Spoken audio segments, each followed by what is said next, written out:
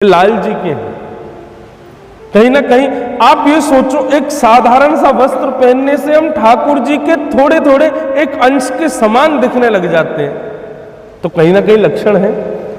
आप वैष्णव तिलक माथे पर धारण करते हो, अपने माथे पर कोई भी वैष्णव चिन्ह धारण करते हो, चिन्ह धारण करते ही आप ठाकुर जी के थोड़े 1% उनके जैसे लगने लग जाते हो। सोचो, अगर पूर्ण रूपेण ठाकुर जी ऐसा श्रृंगार कर लें तो बिल्कुल ठाकुर जी लगेंगे हम।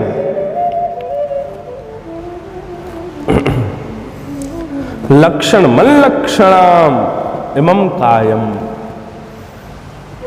अच्छा, ये तो रही बाह्य अंग प्रत्यंगों की स्थिति। अंतरंग देखो, एक आप सबको होमवर्क दिया जा रहा है, ठीक है? अभी कितने बज रहे हैं? 6:15। कल सवेरे 6:15 बजे तक आप सब लोग गुस्से में रहो, करो। कल सुबह 6:15 बजे तक, मतलब 24 घंटा चोरबड्डन गुस्सा में रहोगे? नहीं रह पाओगे। लेकिन कल 6:15 बजे तक प्रसन्न रहो, रह लो। शांताकारं भुजग शयनम पद्मनाभम सुरेशम। ठाकुर जी कैसे हैं? बोले शांताकार। आपसे यदि कह दिया जाए कल सुबह 6:15 बजे तक शांत रहो, तो आप शांत रह लोगे। आपसे कहा जाए प्रसन्न रहो, तो प्रसन्न रह लोगे। लेकिन आपसे कहा जाए क्रोध में रहो, गुस्से में रहो, एक दूसरे से ईर्ष्या में रहो, केवल काम वासना में ही रहो, संसार के उपभोगों में ही रहो, नहीं रह पाओगे आप। इससे यह बात प्रतीत होती है कि हम संसार के नहीं हैं, हम ठाकुर जी के ही हैं। हम ठाकुर जी के लक्षणों में ही रह सकते हैं। ठाकुर जी के जो जो लक्षण हैं, उन लक्षणों में 24 नहीं, आप पूरे साल भर रह सकते हो। संसार के लक्षणों में तो आप थोड़ी देर के लिए जाते हो, क्रोध में थोड़ी देर के लिए जाओगे, काम में थोड़ी देर के लिए जाओगे, मोह में थोड़ी देर के लिए जाओगे, लेकिन लौट के कहां आ जाओगे? क्योंकि हमारी नींव, हमारा उद्गम तो ठाकुर जी है ना, इसलिए हम ठाकुर जी जैसे बन जाते हैं। पुनश्च भगवान कहते हैं वो मेरे लक्षणों वाला है उद्धव। मन लक्षणाम इमं कायम, मेरे लक्षणों से युक्त है। और कभी कभी ठाकुर जी हमारे लक्षणों की परीक्षा भी लेते हैं।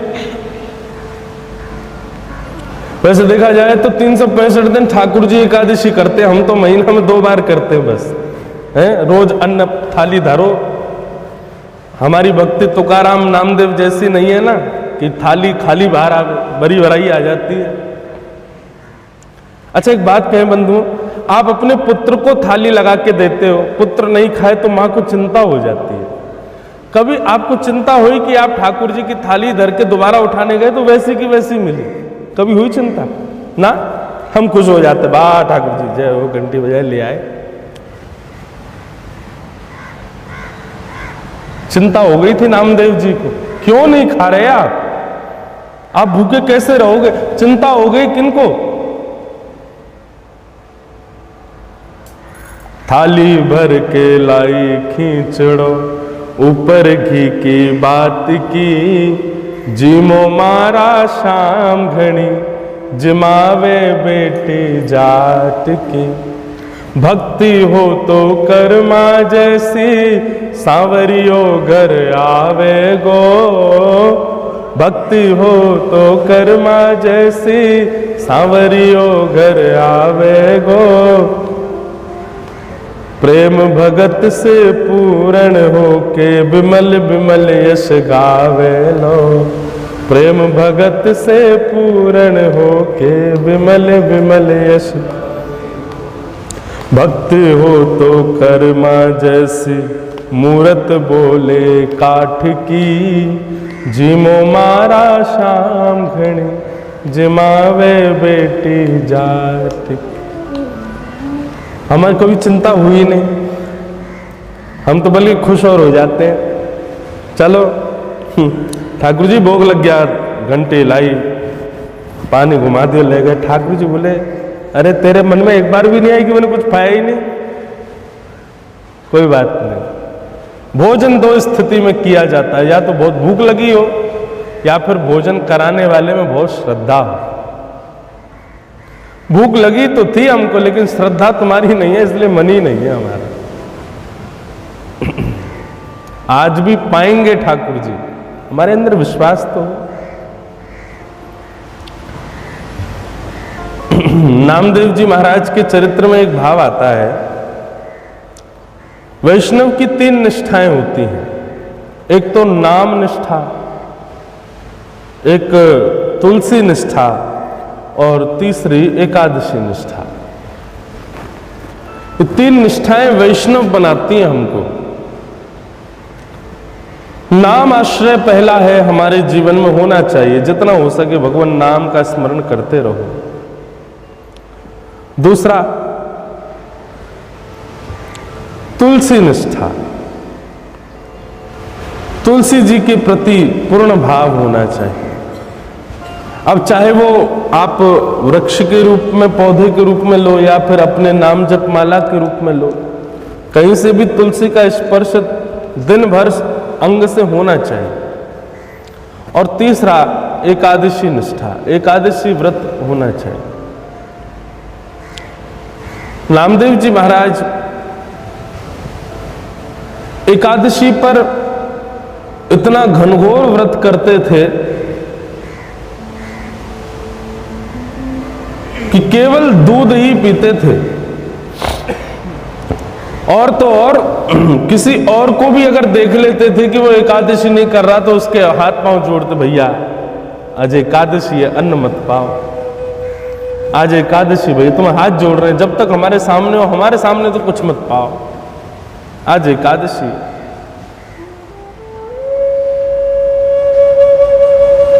एकादशी के प्रति इतनी निष्ठा थी नामदेव जी की। तो कई बार संत महापुरुष वैष्णव जन आते तो नामदेव जी उनको उचित भोजन कराते, उनको सामग्री प्रदान करते। आज एकादशी का दिन था और नामदेव जी के यहाँ नामदेव जी की एकादशी की परीक्षा लेने के लिए स्वयं भगवान आ गए, संत बन के। स्वयं विठ्ठल भगवान पधारे, संत बन करके आ गए। संत बन के आए और नामदेव जी से आके कहने लगे, नामदेव जी की जय हो।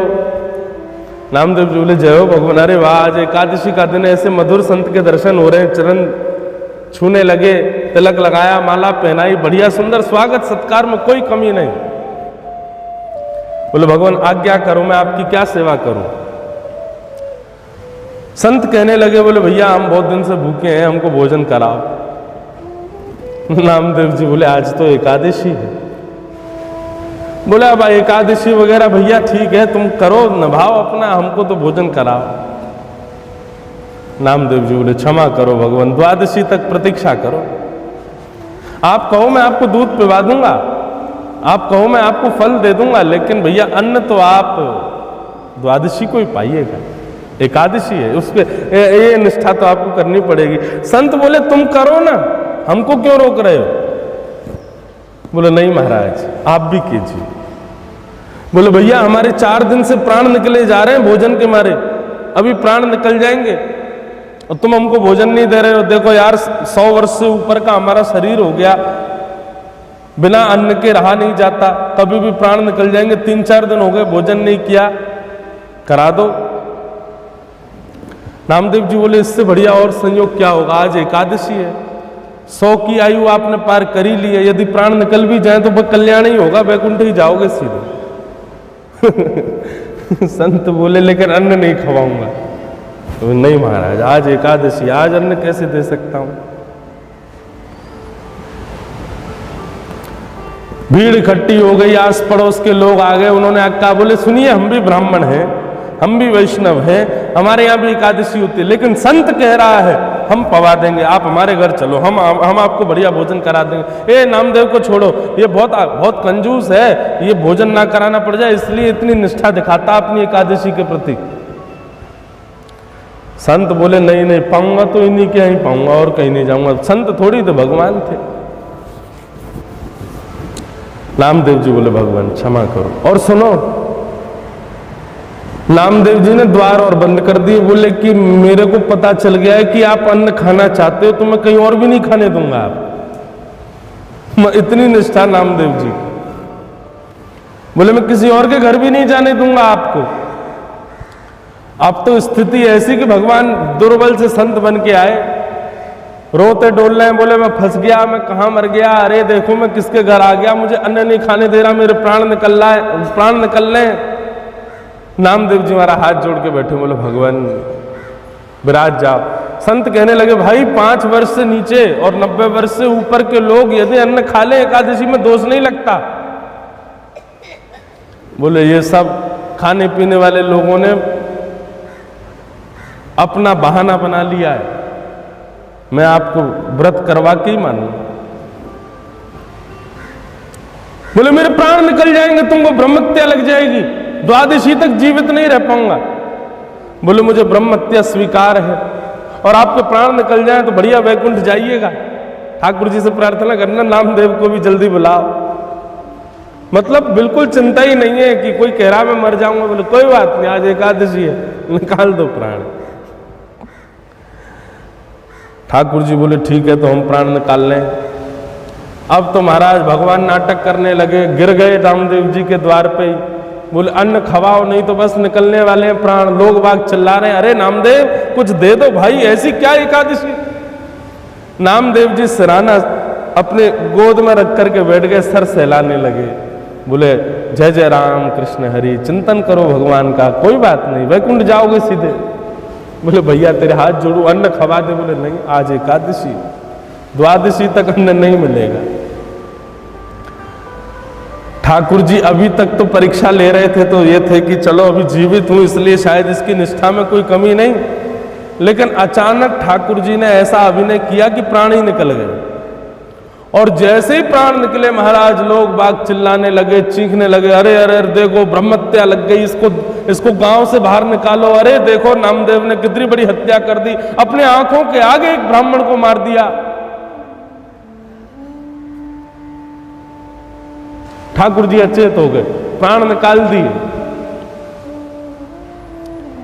नामदेव जी बैठे रहे, और एकादशी जब तक पूर्ण नहीं हो गई तब तक रोए भी नहीं। और जैसे ही एकादशी पूर्ण हुई, द्वादशी लगी, नामदेव जी बहुत रोए, चरणों को अपने सिर से लगाया। जो ब्राह्मण देवता थे अपने पूरे परिवार से बोले भैया एकादशी निष्ठा को पूर्ण करने में आज हमारे यहाँ एक वैष्णव ने अपने भगवत प्राप्ति कही है। कितने भाग्यशाली, एकादशी के दिन इनके प्राण निकले। लेकिन अब हमको ब्रह्महत्या लग गई, अब ब्रह्महत्या लगी है, चलो ब्राह्मण का अंतिम संस्कार करेंगे और उसी चिता में अपने प्राणों का भी त्याग कर देंगे। नामदेव जी की बात सुनकर के उनके परिवार के सब जन बोले हम भी तुम्हारे संग प्राण त्यागेंगे। नामदेव जी ने किसी को नहीं रोका, बोले हाँ चलो सब लोग प्राण त्यागो, हम सबका दोष है। एकादशी तक दोष नहीं था, द्वादशी में दोष है। ठाकुर जी के उस अभिनय वाले रूप की हरती वर्ती बना के ले गए सब। ठाकुर जी बिल्कुल अभिनय कर रहे हैं, बोले हाँ प्राण निकल ही गए। नामदेव जी ने जाके बड़ी चिता बनाई, चिता के ऊपर उस ब्राह्मण देवता के शव को रखा, शव को रख के नीचे अग्नि पधरा दी। जैसे अग्नि थोड़ी तेज हुई, नामदेव जी प्रणाम करके जैसे ही चिता के ऊपर आके बैठ गए, तब तक भी ठाकुर जी नहीं उठे, शायद अब इसके मन में कोई भाव दूसरा आ जाए। लेकिन नामदेव जी तो पूर्ण निष्ठा से बैठ गए, बोले हम भी प्राण त्याग देंगे। जैसे ही नीचे से लपट भगवान को लगने लगी, थोड़ी कमर में जाकर के जैसे ही लगी, सोई ठाकुर जी उछट के भागे वहां से, और खुद तो भागे, नामदेव जी को भी ले गए और बाहर ला करके अपने हृदय से लगाया। नामदेव जी ने देखा, जय हो ब्राह्मण देवता जीवित हो गए, ब्राह्मण देवता जीवित हो गए। लेकिन हृदय से लगाते लगाते लगाते जैसे ही देखा, नेत्रों में अविरल अश्रुधारा ब्राह्मण देव के। ठाकुर जी वैष्णवों की ऐसी परीक्षा लेते हैं, वैष्णवों के ऐसे भाव देखते हैं। तो मल्लक्षणान मिमम कायम,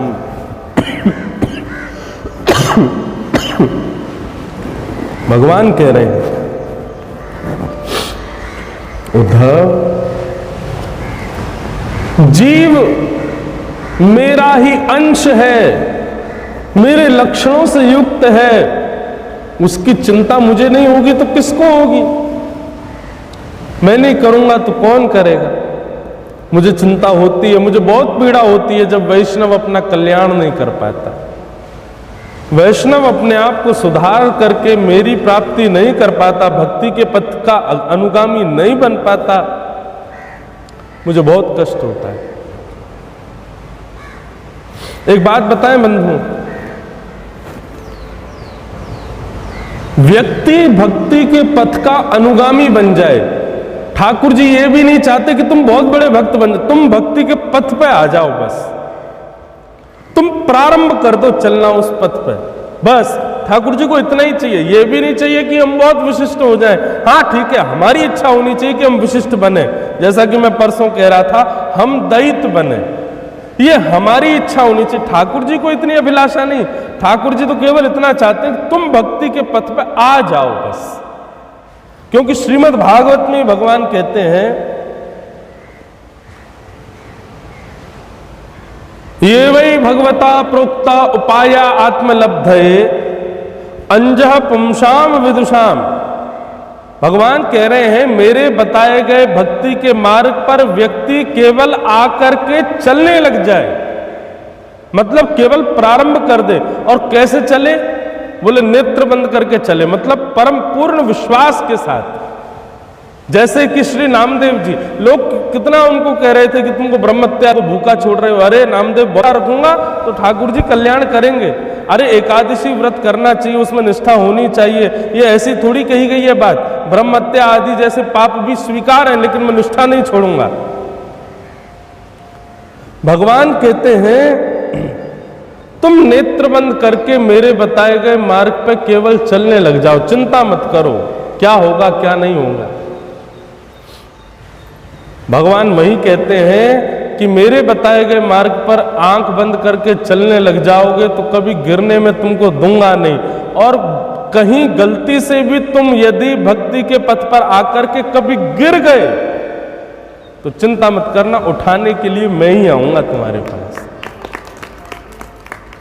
मतलब आपने एक बार वैष्णव तिलक माथे से लगा दिया, आपने एक बार वैष्णव नाम संकीर्तन अपने नाम जप में कर लिया, आपने एक बार पूर्ण वैष्णव भेष धारण कर लिया और धीरे धीरे उसी भेष में अब रहने लग गए, बहुत उचित बहुत श्रेष्ठ बन जाओ, ऐसी कामना आपकी हो, ठाकुर जी की नहीं होती। ठाकुर जी तो कहते हैं तुम्हारी भक्ति प्रारंभ हुई मुझे तभी से आनंद आने लग जाता है, उसके बाद यदि कभी पतन हुआ ना तो ठाकुर जी बचाएंगे, निश्चित बचाएंगे, इतनी चिंता रहती है ठाकुर जी को। जगन्नाथपुरी के एक भक्त थे, उनका नाम था बलराम दास। क्या नाम था? तो श्री बलराम दास जी जो थे ये महाप्रभु जगन्नाथ जी के सामने बैठकर के पद पदावलियां गाते थे, लेकिन एक बार इनकी पदावली गाते हुए तभी वहां एक अप्सरा आ गई और वैश्या नृत्य करने लगी।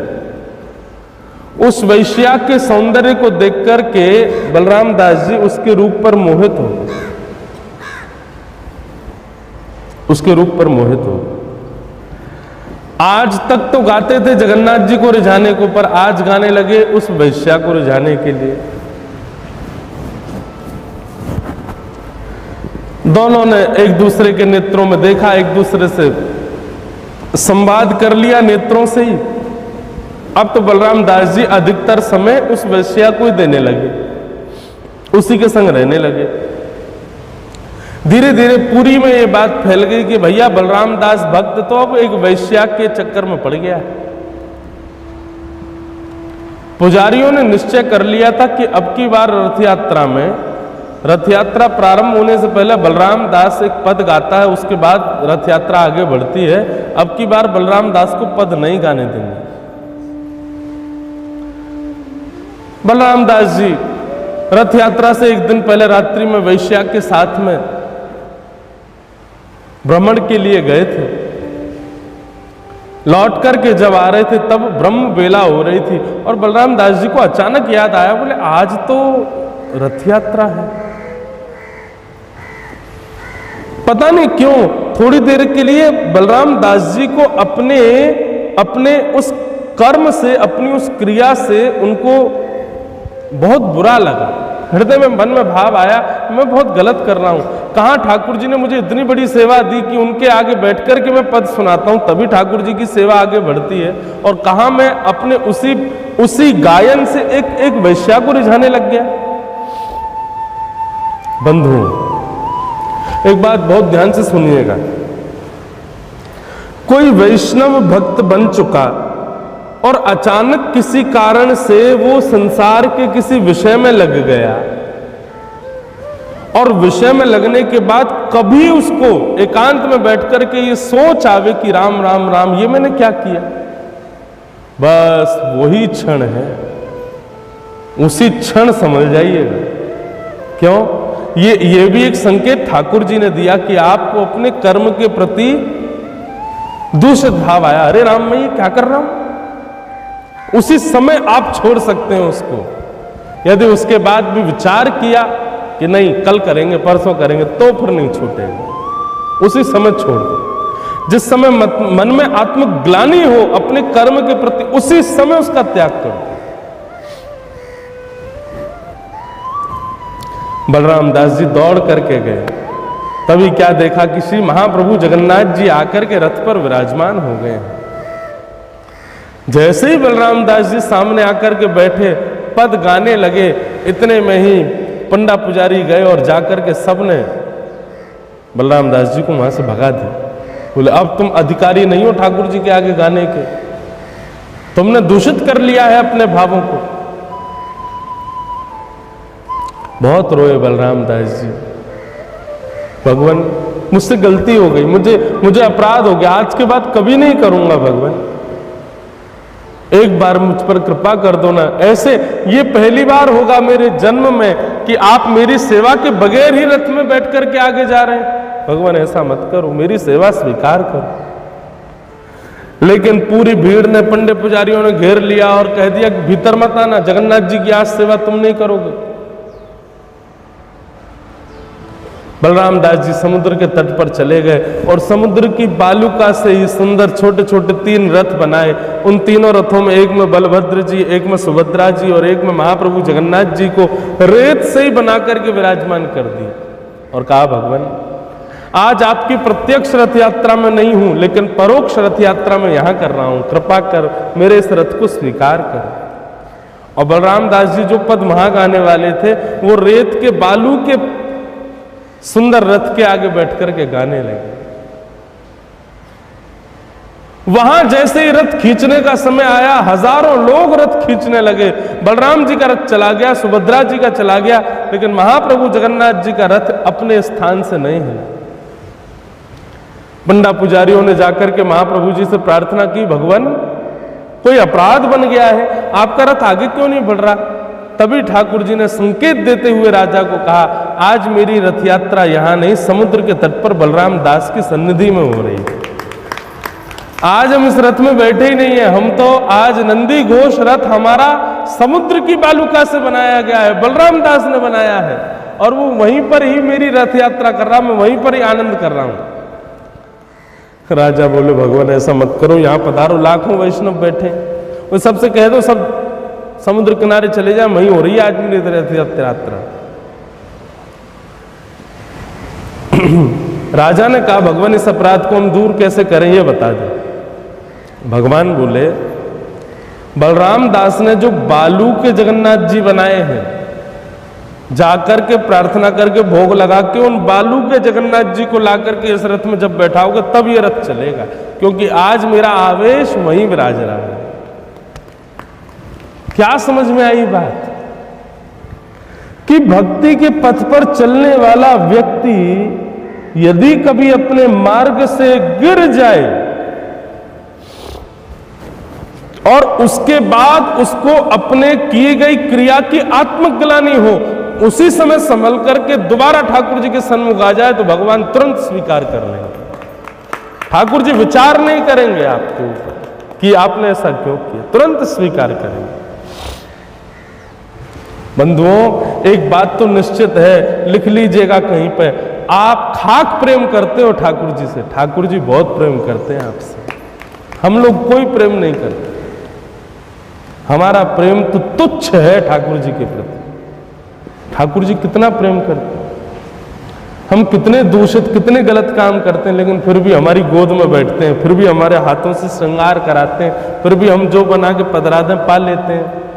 हम 8 बजे सुला दें तो सो जाएंगे, 5 बजे उठा दें सुबह तो उठ जाएंगे। मैं तो अपने लाल जी को खूब देखता हूँ, गले में लटका है खूब, हवाई जहाज में कभी कहीं कभी कहीं कभी कहीं कभी कहीं, सब जगह चले जाते हैं। उस दिन गोवा में बोट पे गए, बेचारे चले गए, जब बैठाना चाहा तब बैठा दिया, बैठ गए, जब सुलाना था फिर सो गए, फिर बीच में आया नहीं एक बार और बैठाओ तो फिर बैठ गए। कभी विचार करो, हम जैसे ठाकुर जी के संग करते हैं ऐसा अगर किसी मानव के संग करने लग जाए ना, दुश्मन बन जाए हमारा। लेकिन ठाकुर जी कभी कुछ नहीं कहते, क्यों? क्योंकि प्रेम में शिकायत नहीं होती ना। प्रेम में तो प्रेमी के द्वारा प्रस्तुत की गई हर वस्तु स्वीकार, और ठाकुर जी स्वीकार करते हैं। हमारे ब्रज में कहते हैं, मैं भगतन को दास, भगत मेरे मुकुटमणि। हम दास नहीं है ठाकुर जी के, ठाकुर जी दास बन गए हमारे।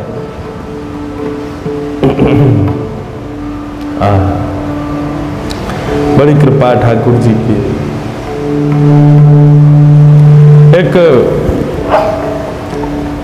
एकनाथ जी का एक पद है, एकनाथ जी यमन,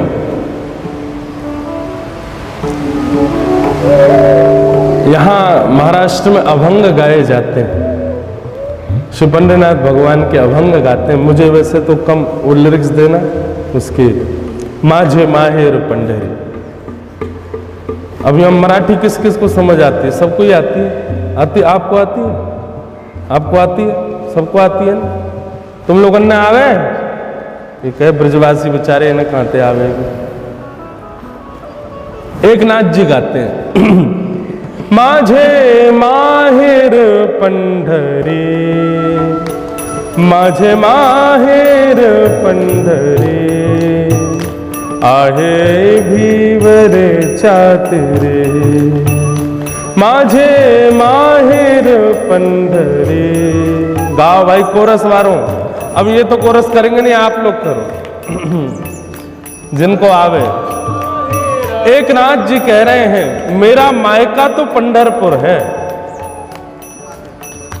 अच्छा लाला देखो दे, बहुत सुंदर भाव है श्री एकनाथ जी का।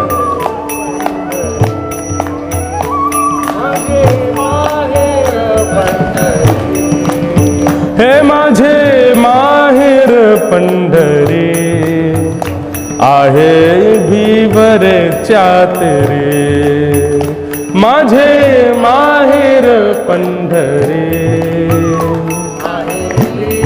हमारे उत्तर भारत के लोग जो नहीं समझ पा रहे हैं, कितना सुंदर भाव श्री एकनाथ जी कह रहे हैं। ऐसा भाव होना चाहिए हमारा ठाकुर जी के प्रति। एकनाथ जी कह रहे हैं, किसी ने पूछा एकनाथ जी आप कहां से हो, तो एकनाथ जी अपना परिचय दे रहे हैं, बोले हमारा मायका तो पंढरपुर, मतलब जहां ठाकुर जी विराज रहे हैं वही हमारा मायका है। वैसे तो हमारा जन्म वृंदावन का ये, पर कहीं और का भी हो तो भी यही कहना चाहिए कि क्या हम पुणे में जन्मे, हम नागपुर में जन्मे, हम वहां नहीं जन्मे, चाहे कहीं हो, लेकिन हमारा मायका कहाँ है? बोले जहां ठाकुर जी विराज रहे हैं वही हमारा मायका है, वही हमारा निज घर है।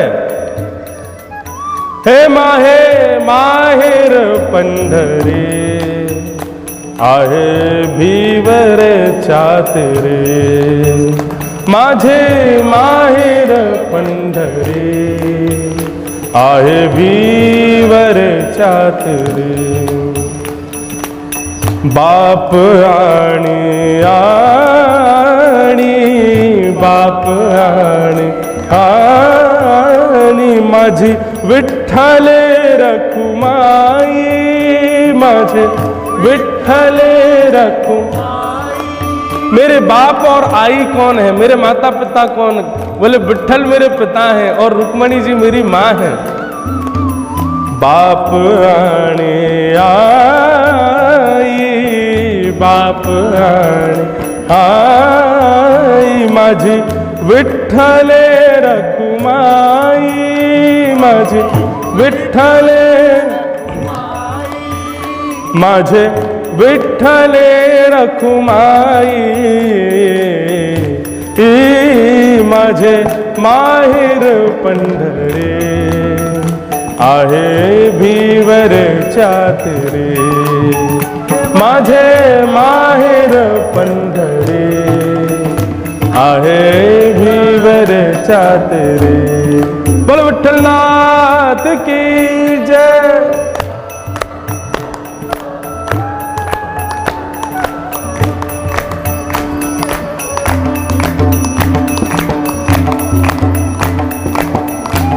माऊली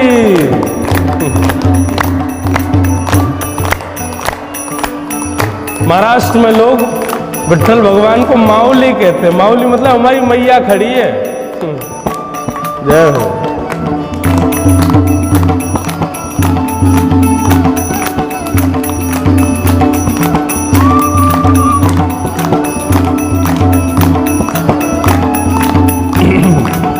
और माता पिता तुम्हारे विठ्ठल और रुक्मणी हैं।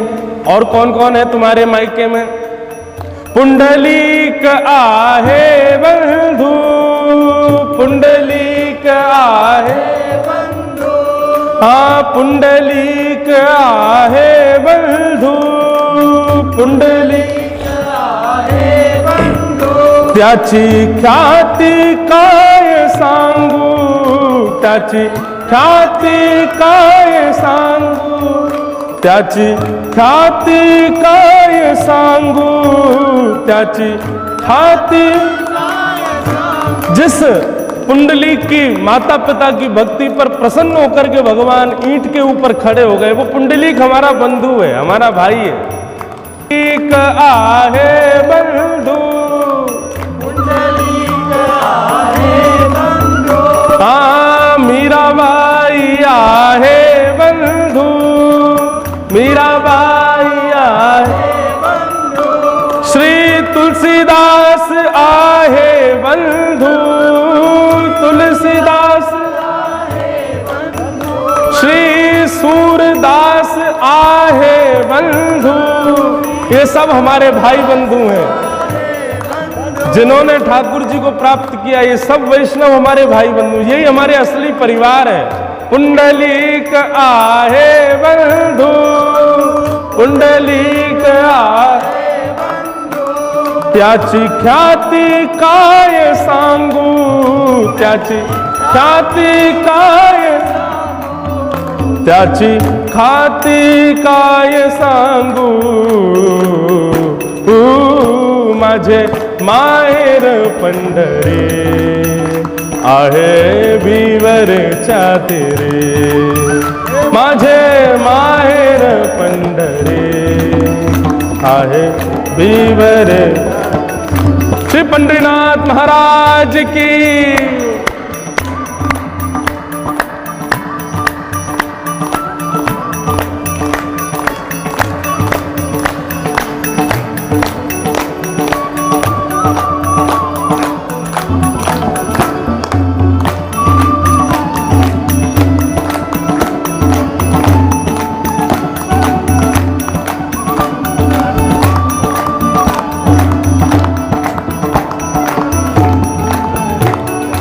और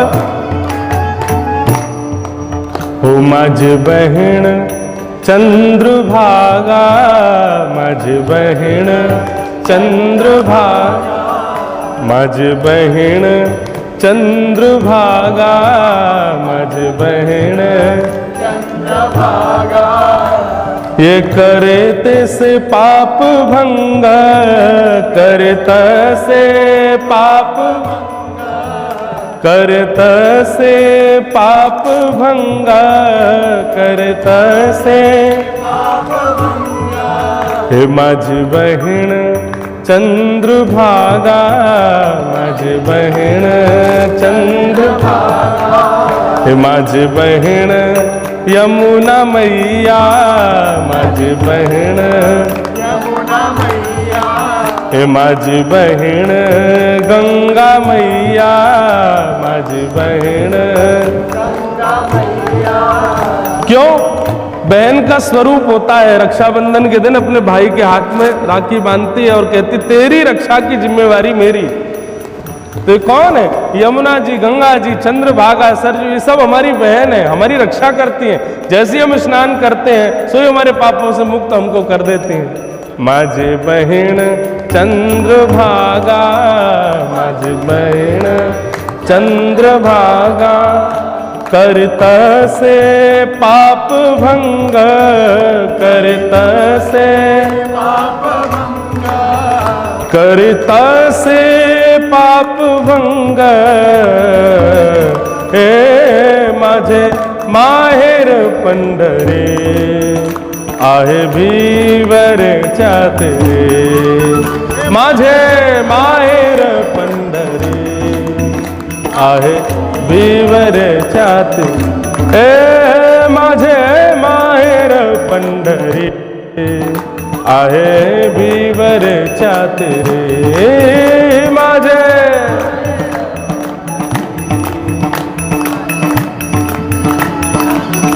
हे विठ्ठल विठ्ठल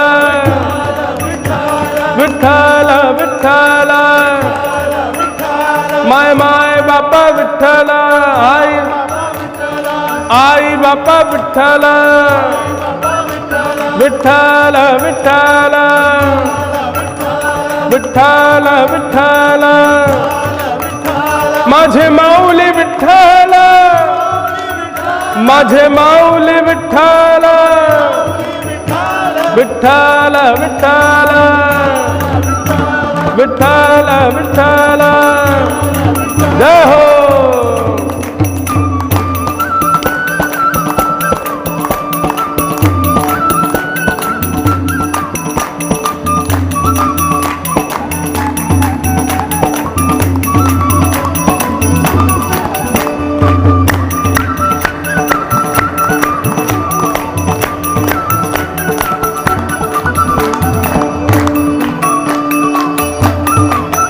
एक जनार्दनी शरण, एक जनार्दनी शरण, एक जनार्दनी शरण, कहे माहेरची आठवण, करी माहेरची आठवण, करी माहेरची आठवण, करी माहेरची, एक जनार्दनी शरण, एक जनार्दनी,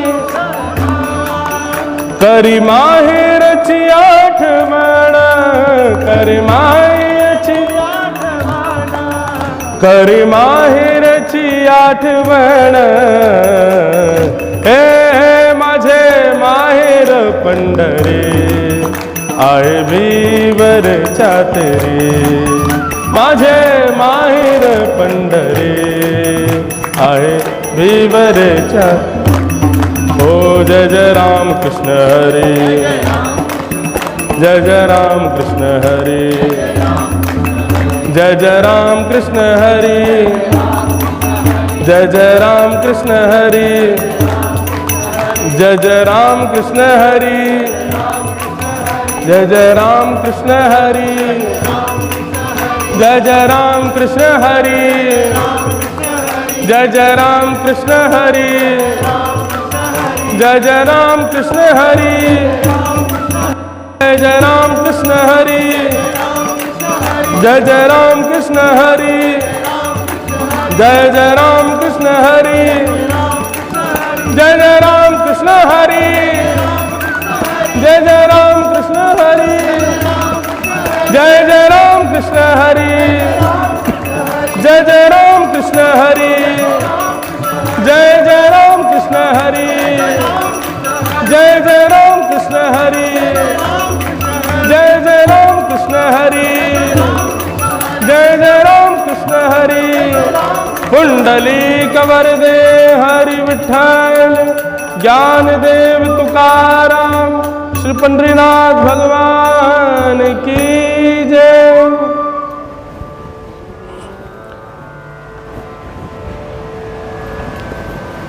एकनाथ जी का पद, एक जनार्दनी शरण, करी माहेर चियाठवण, करे माहेर चियाठवण, माझे माहेर पंढरी, आहे भीवर चातरी। ठाकुर जी के तो बहुत भाव है हमारे प्रति, हमारे कब होंगे बंधुओं? ये बात बिल्कुल निश्चित, हम प्रेम का प्रारंभ भी नहीं करते ठाकुर जी से। और थोड़ा बहुत किसी के अंदर यदि लगन दिखती भी है, कथा में कई बार मैं देखता हूं वैष्णव कई बड़े उत्सुक होकर कथा सुनते हैं, जब मिलने का समय आता है उनसे जब पता चलती है तो फिर पता चलता अरे ये तो कोई कामना से कर रहे थे भक्ति, कोई कामना से सुन रहे थे कथा, ये कामना पूरी हो जाए, ये महाराज जी हमारा थोड़ा डिसबैलेंस चल रहा है परिवार में, थोड़ी कृपा हो जाए, इसलिए सुन रहे थे।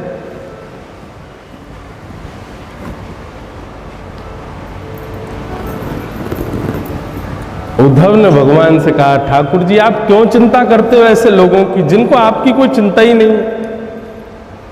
तो भगवान कहते हैं मेरा दायित्व बनता है उद्धव उसकी चिंता करना। क्यों? मल्लक्षणामिमं कायम, मेरे लक्षणों से वो युक्त है।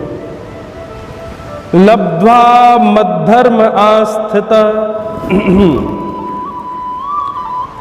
जो एक पग भी मेरी ओर बढ़ जाता है मुझे फिर उसकी चिंता होती है कि अब ये कैसे भी मेरे पास आ जाए।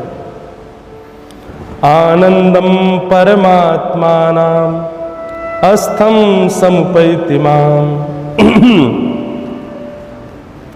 वो मेरे लक्षणों से युक्त है, उसको चाहिए मेरी प्राप्ति के लिए मेरे बताए गए मार्ग पर चलना प्रारंभ करे। उद्धव ने कहा आपके बताए गए मार्गों को उनको बताएगा कौन? तब भगवान कहते हैं कि भैया सत्संग करो, मेरे वैष्णव जनों का संग करो। बंधुओं एक बात मन में आती है,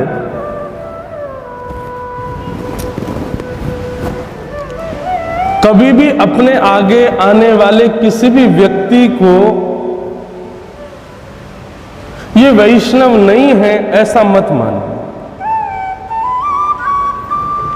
किसी के उर्दपुंड दिखाई दे जाए, गले में कंठी माला दिखाई दे जाए, धोती बगलबंदी में कोई दिख जाए, हाथ में जप माला लग रही हो दिख जाए, तो हमारे अंदर तुरंत भाव आता है कि ये वैष्णव है। लेकिन इन सबसे परे व्यक्ति के प्रति हमारे मन में क्या आ जाता है? ये वैष्णव नहीं है। अब यहां तो इस पूरे टापू पे गिनती में ही कुछ वैष्णव होंगे अगर हम अपनी दृष्टि से देखें तो, और हो सकता है शायद इस कॉटेज में ही हो, इसके आसपास और कहीं है ही नहीं। पर ऐसी दृष्टि नहीं होनी चाहिए। हमारी दृष्टि कैसी होनी चाहिए?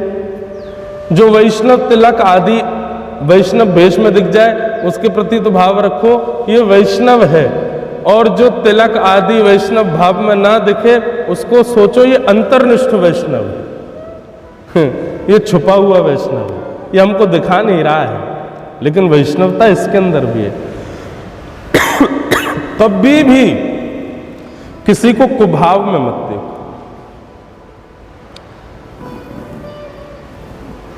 आप कहोगे महाराज जी हमारे सामने कोई मच्छी खा रहा हो, हमारे सामने कोई दूषित काम कर रहा हो, आप कह रहे हो कि उसको वैष्णव ही देखो, उस समय तो भाव बनेगा ही नहीं ना। ठीक है वो खा रहा है, वो कुछ भी कर रहा है, परंतु आपकी भक्ति की स्थिति इतनी चरम पहुंच जानी चाहिए कि वो चाहे कितना भी अनुचित कृत्य क्यों ना कर रहा हो तब भी आपको उसके अंदर भाव ही दिख रहे हो। यदि उसके एक दूषित क्रिया की वजह से आपको उसमें कुभाव का दर्शन हो रहा है तो अभी आपके भजन में ही कमी है। सब में वैष्णवता देखो, सब में वैष्णव लक्षणों का दर्शन करो। दृष्टि कैसी हो जाए आज के बाद, प्रयास कीजिएगा आज ही। अभी कितने दिन की कथा रह गई अभी? आज, कल और परसों, 3 दिन की रह गई। 3 दिन अभी हो इसी टापू पे। चलो आज कथा के बाद नाश्ता पानी करे घूमने निकलो, सब में वैष्णव देखो। जो दिख जाए तिलक आदि में घूम रहा है समझो ये तो वैष्णव है, और जो दिख जाए बिल्कुल ही बोले ये बड़ा वैष्णव है, ये अंतर्निष्ठ है, इसके भीतर है, छुपा रखी है, इसने दिखा नहीं रहा है हमको। बंधुओं विश्वास मानिए, आप ऐसा भाव धारण करके एक बार निकलो तो सही। आपको देखे ना, आपको सृष्टि कितनी प्यारी लगेगी। आपको लगेगा शायद यहीं राधा रमन जी बैठ रहे हैं, यहीं मदन मोहन जी, गोपीनाथ जी यहीं घूम रहे होंगे, कोई अंतर नहीं। तो दृष्टि कैसी? ये वैष्णव और ये बड़े वाले वैष्णव, ये बड़े वाले वैष्णव है।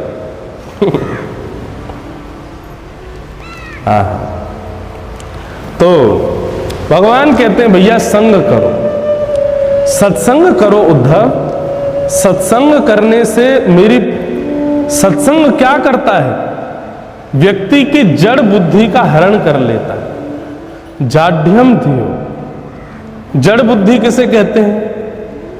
चिंतित बुद्धि, ये कैसे होगा, ये कैसे होगा, ये गलत चल रहा है, इसका क्या करना पड़ेगा, ये कैसे संभव हो पाते हैं। सत्संग जड़ बुद्धि को खत्म कर देता है। सत्संगी व्यक्ति चिंता नहीं, चिंतन करता है। यदि चिंता कर रहा है तो अभी वो सत्संगी नहीं है। चिंतन करें।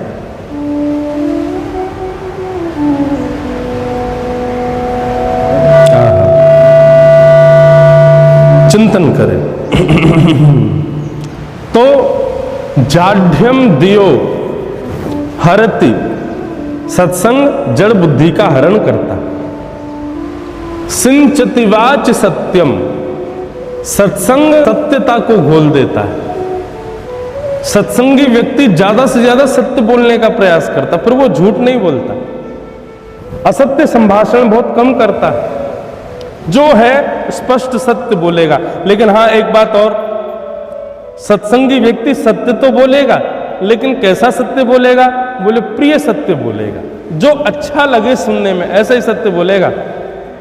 ऐसा सत्य नहीं बोलेगा तुम बड़े कारे हो, तुमको देख करके ऐसा लगता है कि आलू को भून दिया गया हो, ऐसा सत्य नहीं बोलेगा। ऐसा सत्य बोलेगा कि जिसको सुनकर के ये लगे कि ये प्रिय लगे। अब सखा वाली बात तो अलग, सख्य में तो भाई खूब आनंद होता है, एक दूसरे से हम लोग खूब आनंद करते हैं, सब लोग बड़े आनंद में रहते हैं। हमारे परिकर के एक व्यक्ति हैं, अब उनको बुरा ना लगे इसलिए कोई हिंदी में उनको ना कह के अंग्रेजी में बोल देते राइनो, तुम राइनो जैसे हो। अब हिंदी में बोलो तो गेड़ा, और गेड़ा कौन बोले स्पष्ट, उनको राइनो। जैसे हमारे संस्कृत भाषा में भी अब हिंदी में बोलो तो कुत्ता, कितना बुरा लगता है, संस्कृत में बोलो ग्राम सिंह, गांव के शेर, तो उसको भी लगता होगा मुझे कितना सम्मान दिया। संस्कृत भाषा की विशेषता है कि संस्कृत भाषा में आप किसी को गाली भी दोगे ना, वैशाख नंदन, ये गाली है। अब कहीं से भी गाली लगी, सामने वाले के हृदय को ठेस पहुंची नहीं, उसको यही लगेगा। अब वैशाख नंदन क्या बोले? गधा। गधा बोलो सीधा तो बुरा लगेगा, लेकिन उसको वैशाख नंदन बोल दो तो कहेगा कोई बढ़िया बात बोली है मुझको, कोई ऊंची बात बोली है। तो सत्संगी व्यक्ति जो होता है ना, वो सत्य तो बोलता है, लेकिन कैसा सत्य बोलता है? बोल प्रिय लगे, सामने वाले को बुरा ना लगे। वाच सत्यम, सत्संग क्या करता है? जड़ बुद्धि का हरण करता है, वाणी में सत्यता मिठास के साथ घोल देता है। सत्संगी व्यक्ति जब बोलता है ना तो मन करता है ये बोलता रहे और हम सुनते रहे। उदाहरण देने को किस किस के उदाहरण दें, पर सत्संगी व्यक्ति को देख लो, वो अलग ही दिखता है। उसका आव भाव, विचार, व्यवहार, बोली चाली सब मधुर लगने लगती है, अच्छी लगती है। तो क्या बोल रहा था मैं? हाँ, जाड्यम धियो हरति संचति वाच सत्यम मानोन्नति दिशतु पापम पाकरोति। सत्संग क्या करता है? मान और उन्नति तो दिलाएगा, लेकिन उसके मन में इच्छा नहीं होगी कि मुझे मान और उन्नति मिले। सत्संग करने वाले की कोई बहुत सम्मान देगा, कोई बहुत मान करेगा, तो सत्संगी व्यक्ति को कष्ट ही होगा कि नहीं ऐसा मत करो, हम इसके योग्य नहीं। मान उन्नति दिशत पापम पाकरोति। और लक्ष्मी तनोति वितनोति च दिक्षु कीर्ति सत्संगति कथय किम न करोति पुंसान्। तो भगवान कह रहे हैं कि उद्धव, व्यक्ति मैं चाहता हूं कि मेरी प्राप्ति करे, और मेरी प्राप्ति का सर्वश्रेष्ठ उपाय क्या है? बोले सत्संग करे। किसका संग करे और किसका संग ना करे, यह भी विचार की बात है। आजकल तो बहुत ही विचार की बात है, क्योंकि आजकल वैष्णव भेष में राक्षस घूम रहे हैं।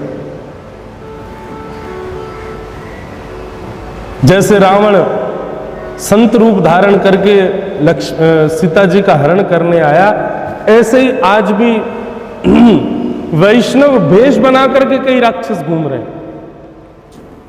लेकिन वही बात मैंने अभी अभी कही थी ना, सीता जी को क्या पता नहीं चला था कि रावण है, ये संत नहीं है?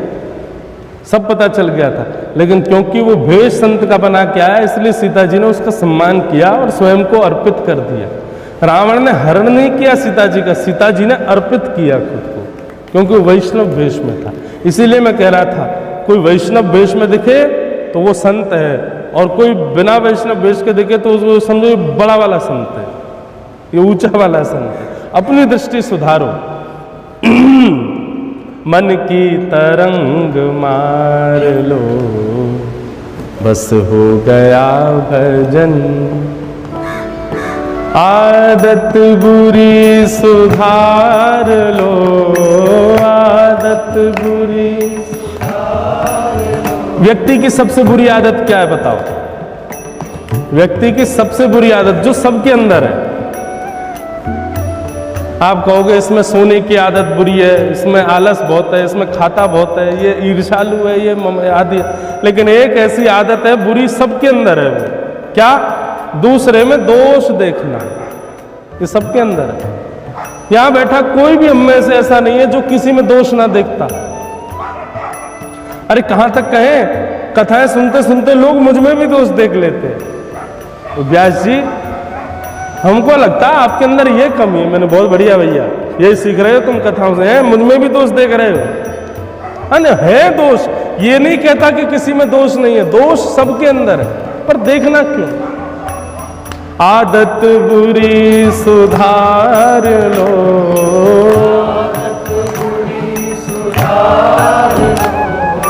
आदत बुरी सुधार लो,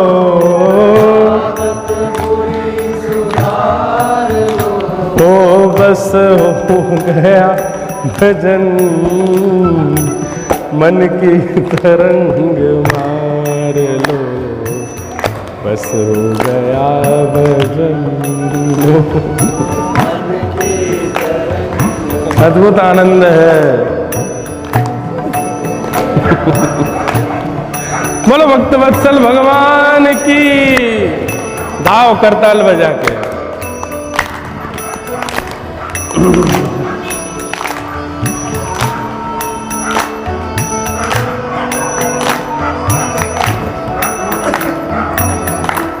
एक कथा याद आई है, एक मिनट। एक कथा याद आई।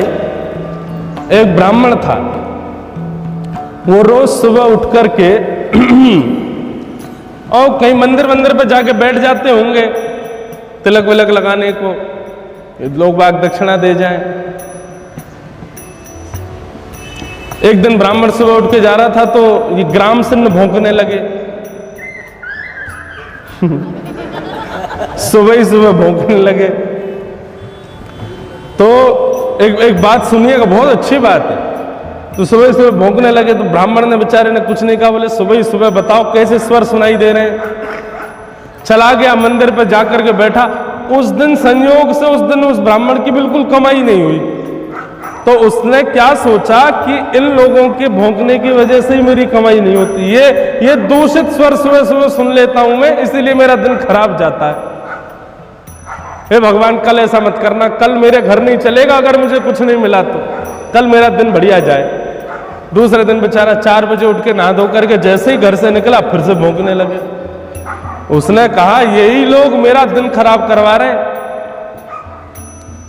उसने एक पत्थर उठाया और उठा करके महाराज 1 ग्राम सिन्न के सिर ही मारा, और जैसे सिर पर मारा ना उसका सिर फट गया, रक्त निकलने लगा। वो ग्राम सिन्न रोने लगा और रोता रोता ठाकुर जी से प्रार्थना करने लगा, भगवान दुनिया के लोग सुबह सुबह उठ करके आपको याद करते हैं, आपका भजन करते हैं, अपनी अपनी भाषा में करते हैं। तमिलनाडु का व्यक्ति तमिल भाषा में करता है, उत्तर भारत का व्यक्ति हिंदी भाषा में करता है, महाराष्ट्र का मराठी भाषा में करता है, विदेश के लोग अंग्रेजी भाषा में करते हैं, भैंस अपने रम्माने में करती है, शेर अपने दहाड़ने में आपको याद करता है। हम कुत्तों पे भौंकना ही आता है। अब मैं राम राम जप रहा हूं, लेकिन राम राम स्पष्ट थोड़ी निकलेगा, भौं भौं ही निकलेगा मेरे मुंह से। तो मैं तो आपको याद कर रहा था, लेकिन इसने मेरा सिर फोड़ दिया, मेरी क्या गलती थी नाथ? राम जी ने महाराज अदालत में दोनों को पेश किया, केस कर दिया ब्राह्मण के ऊपर कुत्ते ने कि इसने मेरे को मारा है, और मैं तो आपका भजन कर रहा था। तो राम जी ने उस ब्राह्मण को और कुत्ते को दोनों को कटघरे में खड़ा किया। बोले क्या आरोप है? बोले इसने मुझको मारा। ब्राह्मण से बोले तुमने क्यों मारा? बोले रोज सुबह सुबह भौंकता है, मेरे को देखते ही मेरा दिन खराब जाता है। कुत्ते ने कहा नहीं, मैं भौंकता नहीं हूं, मैं भजन करता हूं, मैं अपनी भाषा में भजन, मेरी भाषा ही यही है, तो मैं क्या करूं? राम जी बोले भाई देखो बात तो, राम जी ने कहा बताओ उसको क्या दंड दें? तो ग्राम सिंह ने कहा कि उस पहाड़ी के ऊपर एक आश्रम है। बोले हाँ, तो वहां का इसको महंत बना दो। राम जी बोले वाह, ये तुम दंड दे रहे हो कि इसको जो है बढ़िया आशीर्वाद दे रहे हो? बोले नहीं नहीं भगवान, यही दंड है इसका। बोले क्यों? बोले अपने पूर्व जन्म में मैं भी उस आश्रम का महंत था। बोले तो फिर तुम कुत्ता कैसे बन गए? बोले क्योंकि उस आश्रम में एक शिवलिंग है और शिव जी के अभिषेक के लिए पंचामृत आता था, घी आता था, दूध आता था, दही आता था, सब कुछ आता था शंकर जी पर चढ़ाने के लिए, लेकिन मैं लोभवश उस सामग्री को अपने प्रयोग में ले लेता था, और उसी का परिणाम ये हुआ शंकर जी की आराधना के लिए आई गई वस्तु को मैं अपने उपयोग में लेता, तो उसी का परिणाम कि इस जन्म में मैं ग्राम सिंह बनाऊं। मैं जानता हूं ये ब्राह्मण बहुत लोभी है, मैं तो थोड़ा बहुत अंश रखता था, ये तो पूरा पूरा खा जाएगा। मैं तो ग्राम सिंह बनाऊं, ये अगले जन्म में क्या बनेगा ये मुझे पता है, इसलिए आप इसको वहां का महंत बना। तो कथा तो अलग है, लेकिन ये लोग अगर चिल्ला में सुबह सुबह, खैर ठीक है अति कर दें तो फिर उठना ही चाहिए कि भाई जाओ, लेकिन हमको कभी कभी हंसी आ जाती है, मतलब कैसे भौंक रहे हैं, उनको देखने लग जाते हैं क्या कर रहे हैं। ये उनकी भाषा है, क्या पता हम विट्ठल विट्ठल गाते हो, वो भी विट्ठल ही विट्ठल बोलते होंगे अपनी भाषा में। अपनी दृष्टि सुधारो, सब में गुण देखो। आदत बुरी सुधार लो,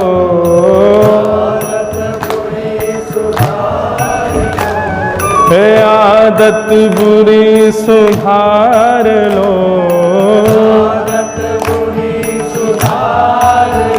हो बस हो गया भजन, मन की तरंग मार लो, बस हो गया भजन हो।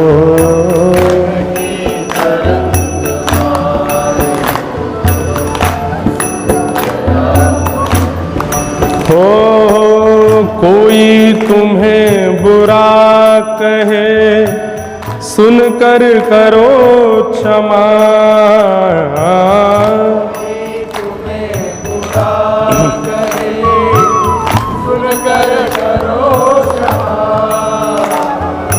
कोई तुम्हें बुरा कहे सुनकर करो क्षमा,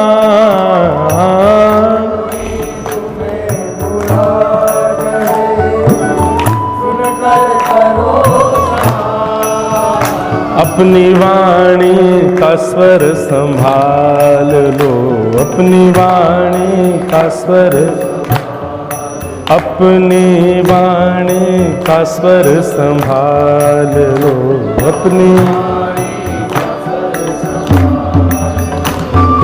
बस हो गया भजन हो वाणी का स्वर,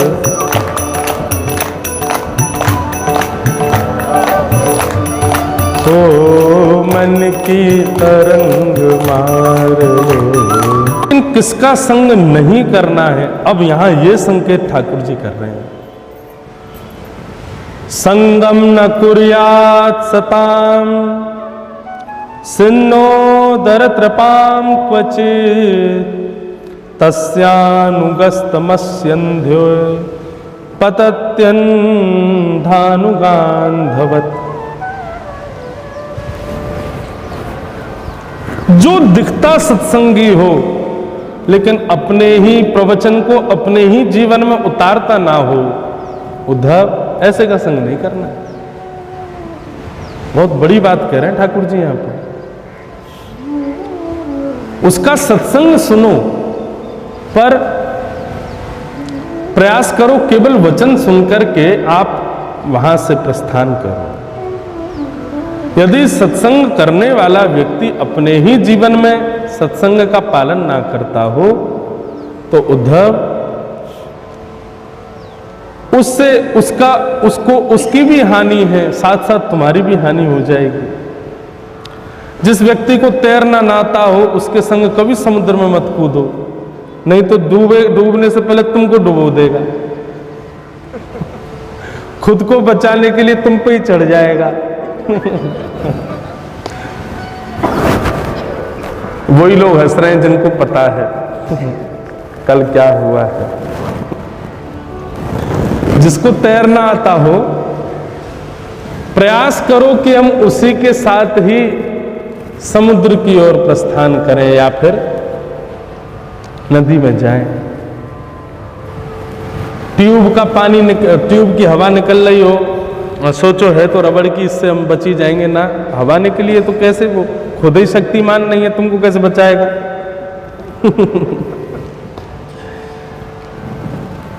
तो भगवान कह रहे हैं भाई, केवल जो दिख रहा हो कि सत्संगी है,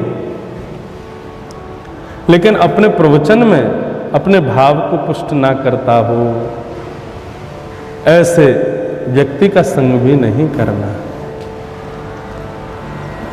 और संग से क्या प्रभाव होता है, संग का कितना बुरा दुष्प्रभाव होता है, अब ये बताने के लिए भगवान ने फिर यहां ऐल गीत सुनाया। कल भिक्षुक गीत सुना रहे थे ठाकुर जी, अब यहां से ऐल गीत प्रारंभ होगा। ऐल गीत की थोड़ी भूमिका सुना देते हैं और फिर ऐल गीत स्वच्छंद कल सुनाएंगे। ऐल गीत सुनाते हुए ठाकुर जी कहते हैं कि हमारे एक पूर्वज थे, उन पूर्वज का नाम था पुरुरवा। चंद्रवंश में ही पुरुरवा नाम के एक जय विराज पुरुरवा नाम के एक हमारे पूर्वज हुए। भगवान सुना रहे हैं उद्धव को, ये इला के बेटे थे, इसलिए इनका नाम ऐल पड़ गया था। बड़ी बड़ी अद्भुत कथा है इला की भी। सत्यव्रत नाम के एक राजा थे, उन्होंने मत्स्य भगवान का दर्शन किया था। तो सत्यव्रत राजा ने वशिष्ठ ऋषि से पुत्र कामिष्ठ यज्ञ करवाया कि मेरे घर पुत्र जन्म ले, ऐसा यज्ञ करो। तो यज्ञ जब होने लगा तो सत्यव्रत राजा जो थे वे ध्यानस्थ बैठ गए। वशिष्ठ ऋषि ने उनकी पत्नी से पूछा, बताओ पुत्र चाहिए कि पुत्री? पत्नी की इच्छा थी कि पुत्री हो जाए, तो वे तो पति तो ध्यान में बैठे, तो पत्नी ने धीरे से कह दिया, भगवान ऐसी कृपा करो पुत्री जन्म।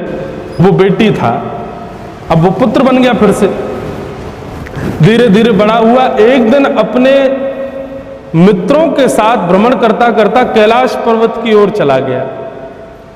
कैलाश पर्वत कि एक खंड का नाम इलाव्रत क्षेत्र है, जहां पर जाने से पुरुष भी स्त्री बन जाता है। इसलिए शंकर जी की परिक्रमा आधी लगती है, पूरी क्यों नहीं लगती?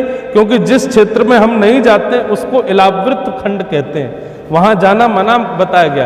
क्योंकि हर शिवलिंग, चाहे वो काशी विश्वनाथ हो, चाहे वो केदारनाथ हो, चाहे वो कोई भी हो, ये सब कैलाश के रूप में ही देखे जाते हैं।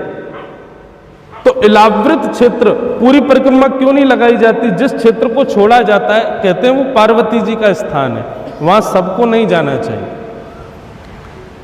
बहुत ध्यान से सुनना।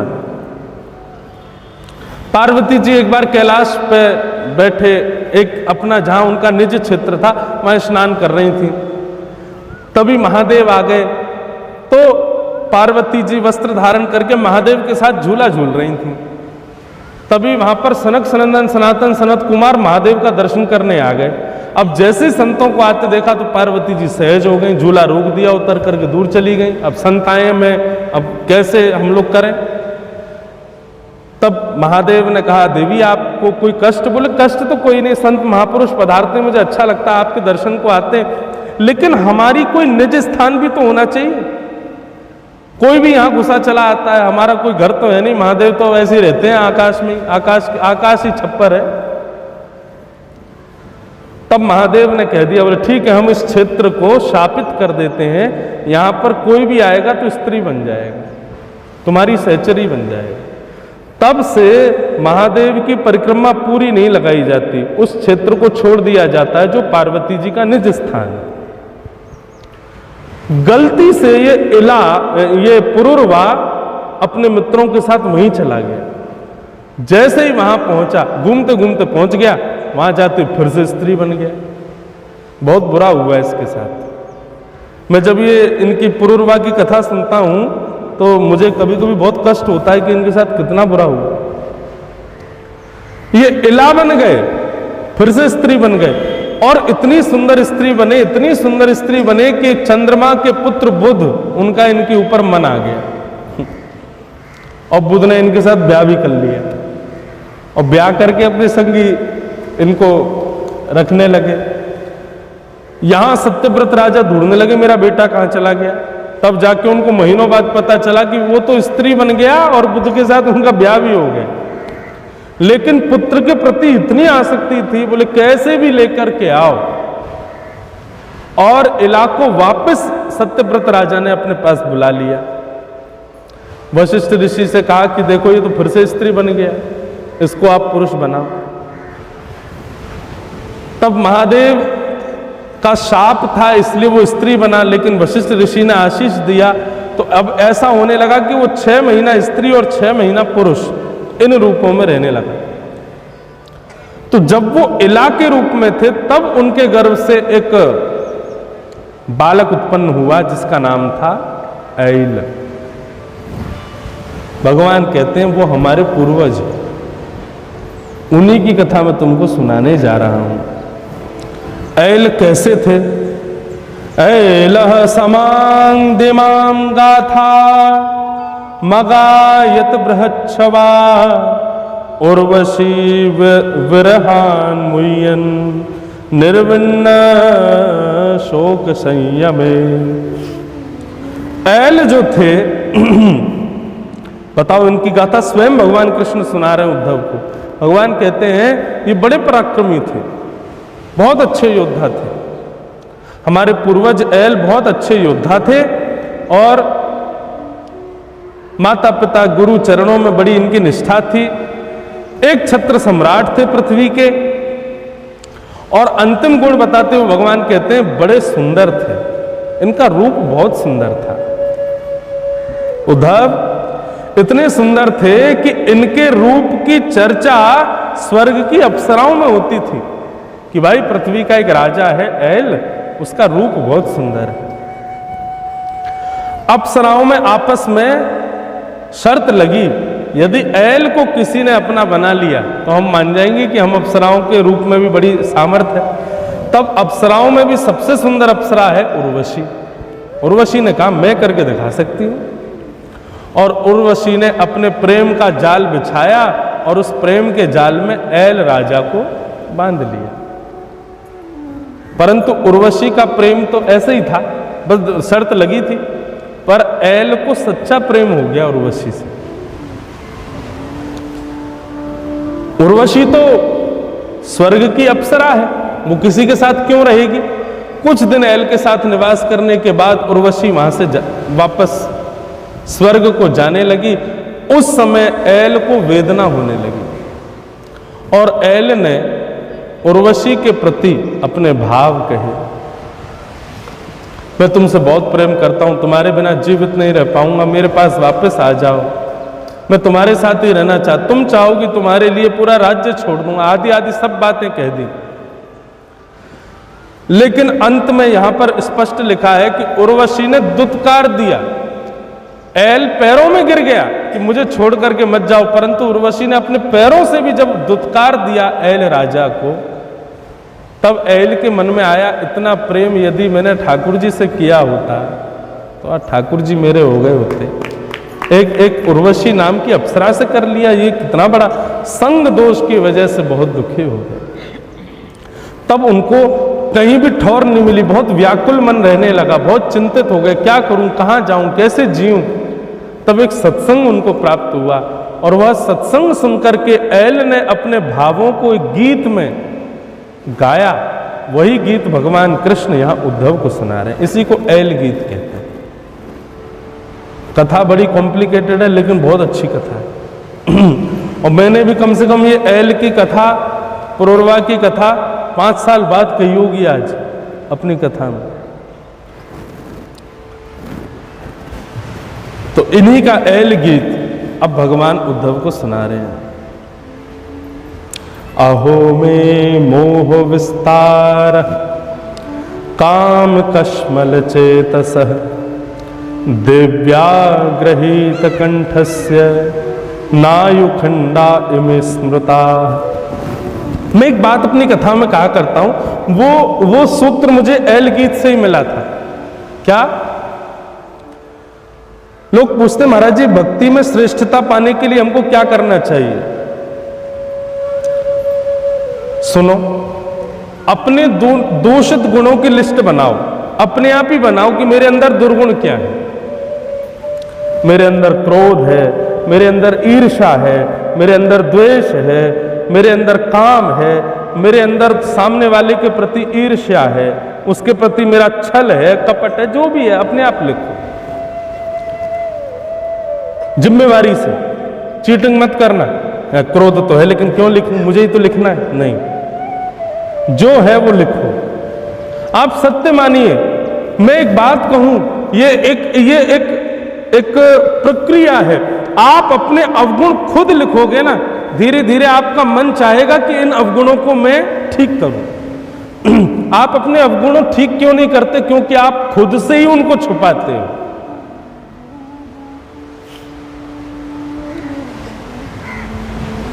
हमारा स्वभाव होता है कि हम प्रतिबिंब में जब खुद को देखते हैं ना, तो जो भी कमी दिख रही होती है उसको तुरंत ठीक कर ले। बाल यहां से टेढ़े हो रहे हैं तो ठीक कर लेंगे, नाक थोड़ी अजीब हो रही है तो मेकअप कर लेंगे, हैं? होते हैं ना, आंख नाक सब ठीक कर लेते हैं। जो चीज हमारी थोड़ी अव्यवस्थित, कपड़ा विचित्र हो रहा है तो उसको ठीक है। शीशा देखते ही हम जो भी अव्यवस्थित होता है उसको व्यवस्थित कर लेते हैं। क्या होगा भैया? इधर देखो, यहां देखो, कथा चल रही है। मैं क्या बता रहा था? हाँ, हम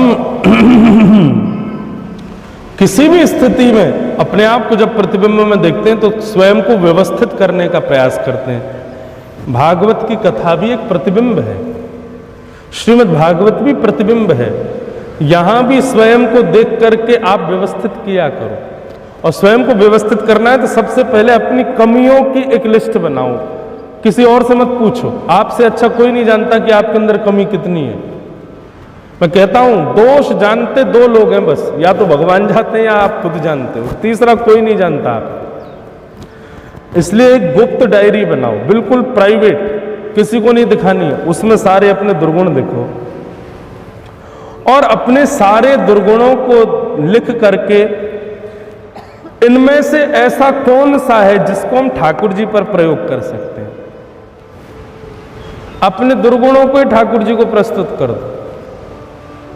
जैसे यहां पर एल क्या कह रहे हैं, अहो में मोह विस्तार। एल कह रहे हैं कि मेरे अंदर मोह का समूह है, लेकिन ये मोह यदि मैंने ठाकुर जी से किया होता तो आज ठाकुर जी मेरे पास होते। मैंने गलती कर दी, काम कश्मल लोचन।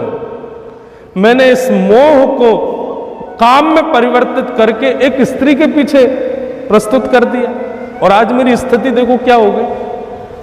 यदि मैंने अपने इस मोह रूपी दुर्गुण को ठाकुर जी के सन्मुख प्रस्तुत किया होता तो आज ठाकुर जी मुझको प्राप्त हो गए।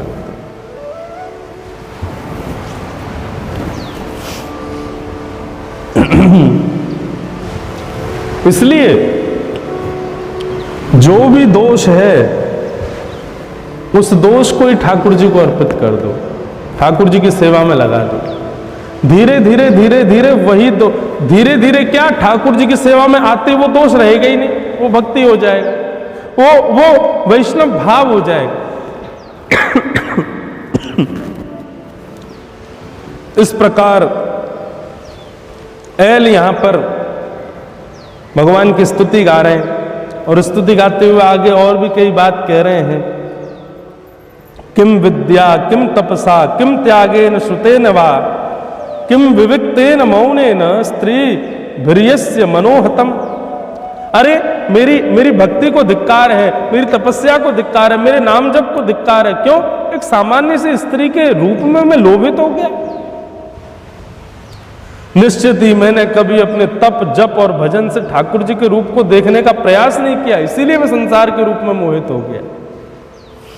बंधुओं, संसार की कोई वस्तु यदि आपको अपनी ओर आसक्त कर रही है, मैं सत्य बताऊं, कथाएं करके कई बार संसार की उपभोगी वस्तुओं में मैं भी जाता हूं, और ये परीक्षण करने के लिए जाते हैं कि इसके प्रति हमारा आसक्ति भाव बन रहा है कि नहीं। यदि बन रहा है तो इसका मतलब हमारे भजन में अभी कमी है। हम समुद्र में भी नहा रहे हैं, हम आजकल के बच्चे जैसे घूम रहे हैं, फिर रहे हैं, आनंद कर रहे हैं, स्कूटी चला रहे हैं, ये कर रहे हैं, वो मैं सब कर रहे हैं, लेकिन वहीं संसारी व्यक्ति को देखो तो वो उसके प्रति आसक्त हो जाता है, उसके बिना रह नहीं पाता। अब कोई व्यक्ति महाबलेश्वर गया, उसको महाबलेश्वर इतना बढ़िया लगा, अब तो वो रोज ही जा रहा है, महाबलेश्वर ही जा रहा है, जब देखो तब महाबलेश्वर, हर महीना। हमको महाबलेश्वर बहुत भाया, लेकिन 2 साल हो गए हमने देखा ही नहीं कैसा है। अब हमको ये भी बहुत अच्छा लगा, मन में तो खूब आया कि यहाँ जरूर आएंगे, लेकिन पता है कि दोबारा नहीं आने वाले। क्यों? ये भगवत भजन हमको बचाता है किसी भी वस्तु से आसक्त होने। भैया आसक्ति होनी है, आसक्ति करनी है तो हमारे वृंदावन की करो, आसक्ति करनी है तो श्री राधा रमण जी की करो, राधा वल्लभ जी की करो, मदन मोहन जी की करो, गोपीनाथ जी की करो। जो लोग छुट्टियां मनाने के लिए सांसारिक जगह पर जाते, जहां पर ठाकुर जी का कोई संबंध नहीं, निश्चित है आसक्त है, लेकिन जिनके हृदय में भाव बार बार यही प्रकट होता है, जरा सा समय मिले तुरंत पहुंच गए पंढरपुर विठ्ठल भगवान को देखने, समझो कि ये निरासक्त होते जा रहे हैं। यही बात एल कह रहे हैं। अपनी विद्या, अपनी तपस्या, अपने त्याग, अपने मनन चिंतन भजन को आप इस प्रकार से उसकी परीक्षाएं लिया करो, संसार में जाकर के देखा करो कि तुम आसक्त हो रहे हो तो अभी मतलब तुम्हारे भजन में कमी है। लेकिन वो संसार की बहुव्यस्त वस्तुएं भी तुमको अपनी ओर नहीं खींच रही, इसका मतलब तुम मुक्त हो। हमारे ब्रज के संत कहते हैं, मन की स्थिति कैसी है?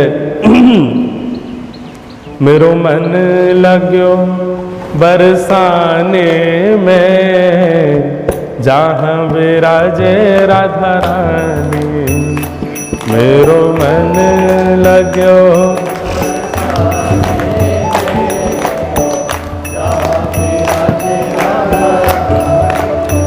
ओ मेरो मन लग्यो बरसाने में, जहां बहे खारा पानी।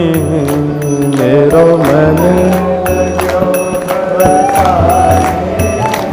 खोल के दो।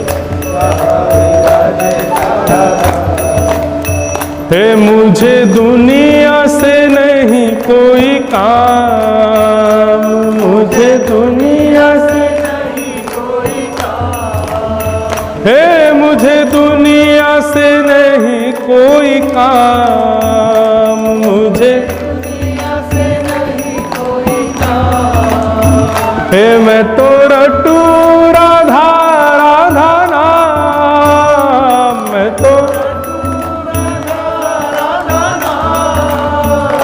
मैं तो रटू